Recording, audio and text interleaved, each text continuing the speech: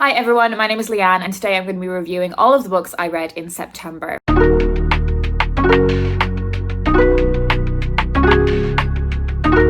So it was a huge reading month for me in September. I read 14 books in total. I had such a great reading pace in the month and I enjoyed so much of what I read. 5 of the books I read were books that I read for work, so I'm going to talk about those at the end, and I'm going to start with the adult fiction. I read This Is How You Remember It by Catherine Pacifica. Now, I've mentioned this book on the channel a couple of times recently, talking about what an anticipated read this was for me. I had such high expectations going into it.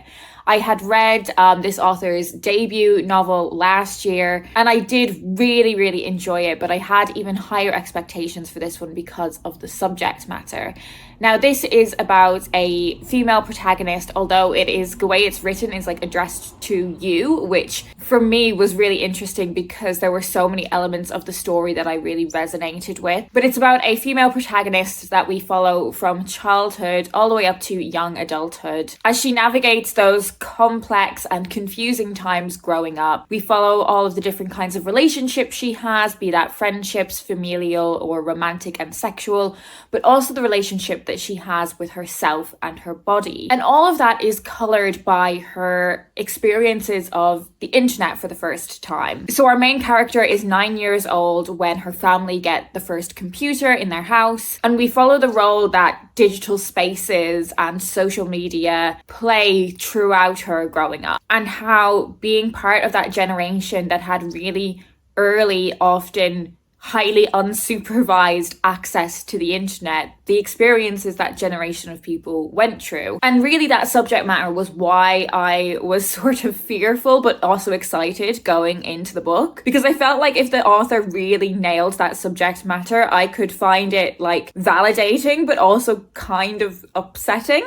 I feel like those experiences of having such unsupervised access to the internet at such a young age, when you don't have the kind of literacy to fully understand what you are looking at, you don't have the life experiences to understand what you're looking at, what you're exposing yourself to. I feel like that's an experience that a lot of people went through, and particularly as a young woman going through those things, or a girl going through those things, I feel like we maybe just don't talk about that period of time and set of experiences very much. I did really value and appreciate this book, and I think it is one of my favorite reads of the year so far. I did find it really powerful to see those subjects discussed in a way that I hadn't seen them before, to see them represented in a way that I hadn't seen them before. There were parts of it where I kind of wanted the author to go a bit deeper, but actually that's just given me a hunger to seek out more books that may be dealing with a similar subject matter, or indeed just encouraging me to kind of talk to people about that a bit more. There were lots of other elements of this novel that were really ticking boxes for me. I mean, it is Irish fiction, which you guys know that I often really gravitate towards. I do also often like books that are set in a school setting, both primary and secondary school, but are adult novels, so they have that kind of adult perspective on a younger childhood experience. I think this is a book that I would really appreciate rereading, as well as if I ever get round to rereading things. But if I ever were to try and get round to rereading things, I think this is one that I would get a lot of value on having a second read with, because I think when I was reading it, I was just so wrapped up in this young woman's story and felt so connected to it that I'd love to just experience it again without feeling so heavily emotionally invested. I read another work of Irish fiction in the month, and that was Bodies by Christine Anne Foley. So for such a slim and short book, it took me quite a while to read this one. I didn't know too much going into this book. It was something that I was really drawn to from the cover design, and whilst the blurb doesn't really give much away about the story, it gave me a sense that this book was going to engage with female sexuality, with toxic masculinity, with some really difficult topics around bodies, as of course the title suggests, and also love, sex and death, which you can see in the spot UV of the cover. So that was definitely enough to kind of pique my interest, and I do also really appreciate short fiction as well. But in terms of the actual kind of plot of the book, I didn't really know much going into it, and it's difficult for me to kind of tell you about the plot as well. I can kind of tell you more so about the subject matter, and this book is kind of a hate letter to a specific type of man. Now, I'm certainly not against that subject matter, but I felt like there was no light and shade in this book. There were no moments to kind of step away from a lot of the harrowing things that the main character was going through or feeling or witnessing. Of course, it's important to represent and discuss and analyze the genuinely harrowing experiences that so many women go through and the kind of near constant fear that women experience just trying to kind of keep themselves safe. But I think that's what made this quite a difficult read for me, because there was no respite from that kind of feeling, that really intense feeling. You know, most women that you speak to have some horror stories about what they've experienced with men.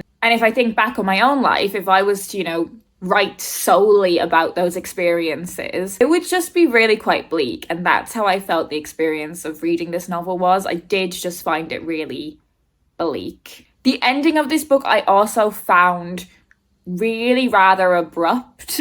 I've read a couple of reviews of the book online and many people have praised the ending for kind of a gear shift and maybe not seeing it coming, but I felt like I knew the direction that the novel was going in, and then we got there and then it ended. I can certainly see a lot of merit and value in this author's writing and their writing style, and I think there are so many readers out there that would absolutely love this book. But for me, there was not enough light and shade in it. I also read Rosewater by Liv Little. Now, I really enjoyed this one as well. And similarly to how I enjoyed This Is How You Remember It, one of the things that I really appreciated about this book was it showcasing a subject matter that I hadn't really seen discussed in books. And it was something that felt really kind of fresh and provocative of conversation. So this is about Elsie. She is 28 years old. She's living in South London and she is working in a gay bar, but this is obviously not what she wants to do for her career. She has aspirations of being a poet, and much of the novel is her kind of navigating wanting to do that as a career and seeing her journey with that, the ebb and flow of the confidence levels that she has with it, was something that I found really interesting to read about. Elsie's really at a stage of her life where she doesn't feel like she's got it figured out, and she feels like she should by now. She's estranged from her family, she has financial struggles, she's trying to get a different job and is being rejected left, right and centre. And then she's also navigating some really complicated romantic and sexual relationships and friendships as well, and kind of a blur of all three. And much of what the novel hinges on is the friendship that she has with a girl called Juliet. And there are so many complications and nuances to their relationship and the intensity of that female friendship in a way that female friendship so often is. It can be really, really intense, but also how that can become even more confusing for the women involved when there are also underlying romantic and sexual feelings there, where there are lots of things that are kind of left unsaid. I found the dynamic between the two of them just so brilliant to read about, and that sort of dynamic is not something that I've read about in this sort of way before. I love how the book explored queerness, how it explored bisexuality specifically, and also the intersection between those queer experiences and also being Black. I also really valued this novel's representation of how surprisingly common it is for women to turn to some level of sex work when they are living in London and making hardly any money. I loved this. I also read New Animal by Ella Baxter. This is, of course, a proof copy. The book has been out for, I think, a little while now. So it took me a while to get around to reading this proof, and I'm really glad that I did finally read this. I often say on this channel that I love books that are about young women figuring their shit out, and I think certainly all of the books that I've spoken about so far fall into that category, but they fall at different spots along the spectrum of kind of like messy girl and like supporting women's rights and women's wrongs. Like, I feel like the 4 books I'm speaking about so far all fall at different points on that spectrum. And whilst I do love books about messy young women, this one was probably like just slightly too far down the spectrum of my tastes. So this is about Amelia, who works at her family's funeral parlour. So she is well used to kind of being confronted by death. She does makeup on the dead, which, I mean, it must be such a fascinating job. And I think getting a glimpse into that, how that industry works, was something that I did find really interesting about this book. But when she loses someone very close to her, she ends up spiraling. And she's always had these kinds of behaviors where she's very casually and flippantly hooking up with men that she meets online. And I think the nuance between like, you go girl, like get what you want, and being like really anti-slut shaming, the nuance between that kind of approach and then someone that can be using casual and irresponsible sex as a form of self-harm, where one of those approaches bleeds into the other, is a really interesting nuance and distinction. But certainly after she experiences grief very close to home, Amelia's behaviours around sex do become, I think, quite self-destructive. She becomes involved in the world of BDSM in a way that is quite irresponsible. She's not really protecting her safety properly. She feels like she's really in control of the situation, but to me as a reader, it was clear that she was not in control at all.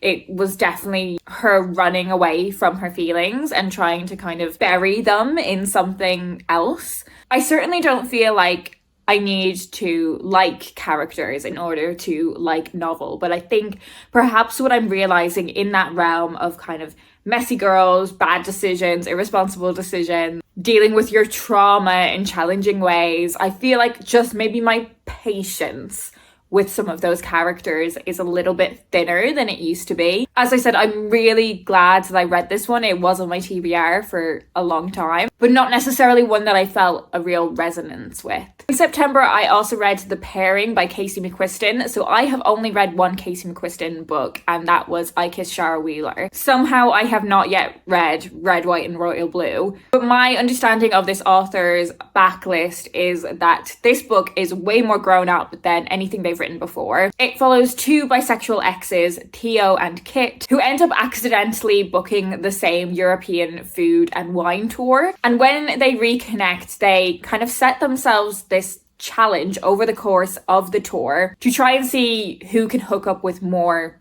other people in this way of kind of proving that they are not interested in each other any longer. But it is so frustratingly clear that they are really hung up on each other, and over the course of the novel you realize the miscommunication that happened in their breakup and how they got to the point they're at now. And I did find it just really frustrating at points that how is it not blatantly obvious to you two how extremely into each other that you are. There were a few things that I really loved about this book. So I loved the bisexual representation, and I also loved what having two bisexual characters and a spectrum of sexualities and gender identities spread across the cast of characters in this book. I love the representation of romance and sexuality that gave, and how in the spicy scenes of this book, it expanded what I have seen in romance fiction when it comes to those spicier scenes. Like, because of that breadth of sexuality and gender expression, there was stuff done in this book that I hadn't seen in other romance stories, and I thought that was great. I also love when food is in books. Like, I love food writing in fiction. However, I hate any kind of writing around wine. I find it so pretentious, whether it's fiction or non-fiction. I just find the whole kind of world of engaging with wine, sommelier culture, I find it so pretentious and boring. So there was so much to love about this book, and so much about this book that I just kind of felt a bit meh about. Overall, it was a fun reading experience, but I think it was also maybe just a bit long as well. There were a couple of just like straight up romances that I read this month as well. So I read Tools of Engagement by Tessa Bailey. So this was the third and I believe final book in the Hot and Hammered series. So you may remember I loved the first book in the series, Set It Up. The one about the clown and the baseball player. Loved that. The second book, Love Her or Lose Her, didn't really enjoy. And then Tools of Engagement was in the middle for me somewhere. So I did really enjoy it, but certainly not as much as I did the first book in the series. So this is about Bethany Castle, who, if you've read this series, she is part of the family that do the kind of home renovations. Her older brother runs the company and she feels like he isn't taking her seriously. So she decides to set out on her own. And the only member of the male-dominated crew that is willing to jump ship and help her is this guy called Wes, and you may remember meeting Wes if you've read the earlier books in the series. You don't necessarily need to read all of these books in order, but there are characters that crop up. And actually one of the things I enjoy most about this series has been like seeing characters that you met in earlier books kind of pop in and you see where they're at now. But yeah, this is the romance between Bethany and Wes, and they really get under each other's skin. But again, it's really clear that they are into each other, and as it always is with these books, it's very clear that there is piping hot sexual chemistry between the two of them. But what I did really enjoy about this book was kind of what was going on externally to that sexual romantic relationship. Bethany trying to assert herself as someone that can make it on her own in this career, that she is just as capable as her older brother. And Wes is also caring for his niece. So he is a young man, and the other thing that these two characters are navigating is the fact that Bethany is a little bit older than Wes, and she has some kind of like complicated feelings around that. But he is really quite young, and he is taking care of his sister's child and kind of just figuring out how to do that as he goes. And I think seeing him do that made him a really compelling male lead. It was actually those elements of their story that I found more interesting than necessarily the chemistry. Although don't get me wrong, I also enjoyed that as well. Overall, I had a fun time with this book, and I have 3 other Tessa Bailey books on my shelves that I have to look forward to. I also read Hits Different by Tasha Guri and Lizzie Huxley Jones. So Tasha Guri you may know from Love Island, or more recently she is currently on Strictly Come Dancing, which is one of my favorite TV shows ever. But she has also written this romance book alongside well-established romance writer Lizzie Huxley Jones.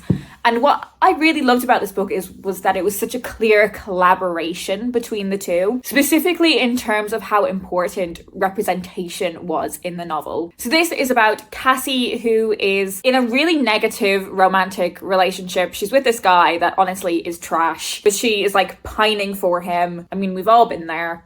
And she's also just feeling a bit stuck in terms of her career. But a real catalyst for change in Cassie's life is when she is given the opportunity to be an understudy dancer on a very famous pop star's tour. So she heads off to Ibiza to have this summer of living with a bunch of other people that she hasn't met, forming friendships between them, gaining her confidence as a dancer, and learning to step away from that horrible relationship. Now, for any person stepping into that new set of experiences, that would be a lot to deal with. But Cassie is also deaf, so she has a cochlear implant, which is the same thing that Tasha Guri has. And I would certainly say this book is very informative around what that experience is like and the things that people that have cochlear implants need to deal with every single day. The ways that people misunderstand what a cochlear implant is and the impacts it has on people's lives. The things that people who use them need to be constantly thinking about that people who have no issues with their hearing don't need to navigate. And particularly what that experience is like for someone who is a dancer, and that is Tasha's lived experience that she is sharing with us through this work of fiction. Now, I certainly wouldn't say that the way that this representation is woven into the story is particularly subtle. There is, I would say, a level of kind of info dumping about what that is like. But I do think there's also a lot of merit in that in terms of if you are someone that doesn't have that lived experience and you read this book, it means you won't ask all of those annoying questions to people that do have cochlear implants when you meet them. And how Lizzie Huxley Jones' lived experience is incorporated into this book can be seen through Cassie's best friend, who is non-binary, and the friendship between those two characters was one of my favorite aspects of the novel. In terms of spice level, this is not like a full spicy read. It is a lot closer to kind of fade to black, but there is a level of spice in there. I guess in terms of positioning, I'd say this is probably like new adult rather than like proper adult romance. But it was very fun. It was very sweet. I had a fun time reading it. There was one non-fiction book that I read in September, and that was Inshallah United, A Story of Faith in Football by Nuruddin Chowdhury. So I actually ended up listening to this one on audio, and I would highly recommend that. I mean, I love listening to non-fiction, particularly personal memoirs, on audio. But this is about the author's experiences of being both Muslim and a Manchester United fan, and how those two identities intersect. And as someone who is also a Manchester United fan, it really is an identity. It really kind of feels like it is part of who you are. The book looks at how being a supporter of Manchester United both kind of welcomed the author and his family into British culture, but also highlighted how they could be isolated from elements of British culture and how you can love a sports team so much, but also see problems in it. And while I don't relate to that from a religious point of view or an ethnicity point of view, I definitely resonated with that in terms of being a woman who supports Manchester United. I think what was ultimately at the core of this book was a feeling of family and belonging, and I think that's what being a supporter of a sports team feels like. It can feel like a family, and sometimes you love your family and sometimes you hate your family. This book was also really funny. I think if you are interested in either Manchester United specifically, or you are more interested in sports writing broadly, I'd really recommend this one. I thought it was great. Okay, so we're now into the books for younger readers, and I have one that I didn't read from work, so it was a book from another publisher, and that was The Breakfast Club Adventures, The Treasure Hunt Monster by Marcus Rashford and Alex Falassi Koya. So another Manchester United connected book. So this is the fourth book in Marcus Rashford's Breakfast Club Adventures series that follows a young boy of the same name who has become part of the Breakfast Club Adventurers who solve various mysteries around their school. So if you have a young reader in your life that does really enjoy mystery stories, enjoys highly illustrated fiction, then this may be one that they enjoyed. But I think I'm done reading this series now. Now that we're 4 books in, it's becoming increasingly kind of formulaic, and I think is declining slightly from the enjoyment I had of the first book. So I'm probably going to be saying goodbye to this series now, but I had a nice time with it. Okay, so now onto the books that I read for work, and as always with the books I read for work, I'm going to make my reviews a little bit quicker of these ones, just kind of give you a top line sense of them. So I read Us in the Before and After by Jenny Valentine. This is a young adult novel that is set at the start of a long, hot summer, and we are following the friendship between 2 teenage girls called Elk and Mab. Now, at the beginning of the novel, Elk tells us that Mab has tragically passed away, and we are following her experiences of grief for the first time. But there is a supernatural element to this as well, because she also tells us that Mab is a ghost, that she is still speaking to her, and we see the conversations that we have, and it's not quite clear at the beginning why Mab is still hanging around, what she needs to tell her best friend from beyond the grave, and what that has to do with the boy that she is falling in love with. So it's a novel about love, about ghosts, and about incredibly unforgettable friendships. There is a big twist in this book, so if you have read it, without spoiling it in the comments, I'd love to know what you thought of the twist. I also read Codename Kingfisher by Liz Kessler. This is a historical middle grade fiction novel. We're following 2 timelines, one in the modern day and one that is set in Holland in 1942. In the modern day, we follow Liv, who finds a secret box belonging to her grandmother, and through this she begins to uncover an extraordinary wartime story of her grandmother's youth. And then when we go back in time, we are following that story set in the 1940s. I think this is a really fantastic way for children to learn about historical periods, and it's really clever to have a contemporary child learning about it alongside a child who is reading it in the modern day. I think that's a really clever device to use, and I really enjoyed this one. The Ice Apprentices by Jacob North. So this is a proof. The book comes out on the 30th of January, and I'm obsessed with this book. I loved it so much. It is a magical middle grade fantasy where we follow our main character Oswin as he heads off to the Ice Apprentice School to learn how to properly harness magic. It is set in this tundra climate, so it is really cold and icy, but there is so much warmth to the novel, and that really comes from the writing style and the sense of being bundled up in warm clothes and drinking hot drinks and being next to the fire. It has an incredibly unique and thoroughly thought out magic system, and I cannot wait for this one to come out so more people can read it and I can talk to more people about it because I love it so much. And finally, I have 2 graphic novels. So one of them is young adult and one of them is for younger readers. I'm going to start with the young adult one, and that is I Shall Never Fall in Love by Harry Connor.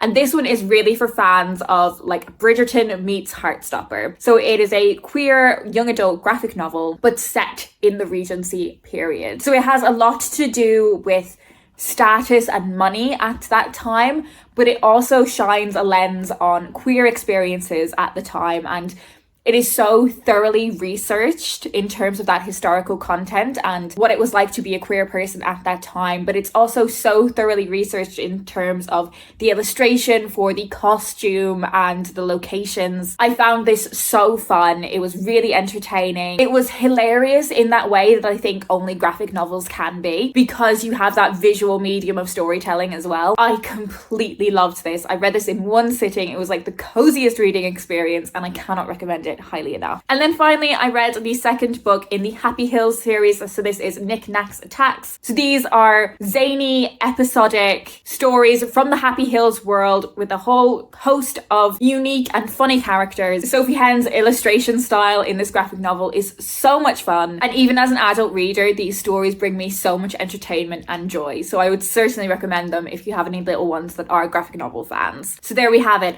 That is it. They are all 14 books that I read in September. Do leave me a comment down below and let me know if you've read any of these books. Let me know what you thought of them. And if you want to let me know you're here but you don't have anything specific to say, leave me either like a tool or a house emoji to represent tools of engagement. This has been a long wrap up, so I'm going to leave it there. I hope you're doing well, and I will speak to you soon.